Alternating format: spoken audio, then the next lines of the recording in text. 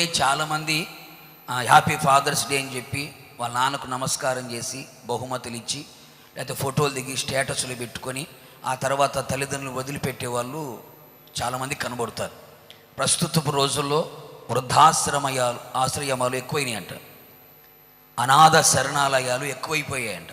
ఎందుకంటే తండ్రులని తల్లులని విడిచిపెట్టే వాళ్ళు ఎక్కువైపోయారట.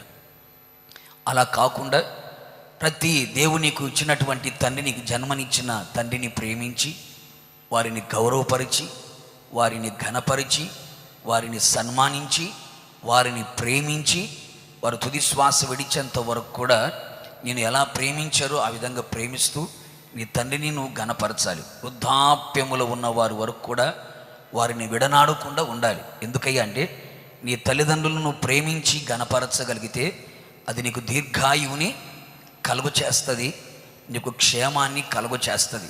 కాదు కూడదని చెప్పి నీ తల్లిదండ్రులను గనక నువ్వు అసహించుకున్నా, లేకపోతే వారిని కొట్టినా, లేకపోతే వారిని శిక్షించినా మరణశిక్షకి పాత్రులుగా మార్చబడతారని, వారి కళ్ళు లోయ కాకులు పీకుతాయని, గాఢంధకారములో వారి దీపం ఆరిపోతుందని, వారి ఆయుష్ తగ్గిపోతుందని, వారికి కీడు కలుగుతుందని లేఖనాలు చెబుతున్నాయి.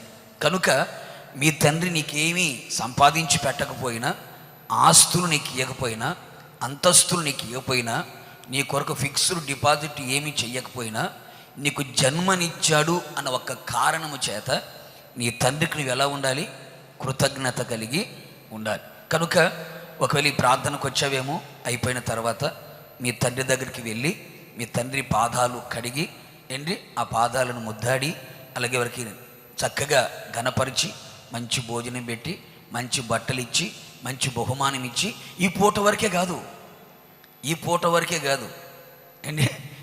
వరకే కాకుండా నీ జీవిత కాలం అంతా ఆ విధంగా నీ తండ్రిని ఘనపరుస్తూ రావాలి. తండ్రి లేని వారికి తండ్రి విలువ ఏంటో తెలుస్తుంది. తండ్రి ఉన్నవారికి తండ్రి విలువ తెలుసుకోకపోతే వారికంటే దౌర్భాగ్యులు మరొకరు ఉండరు.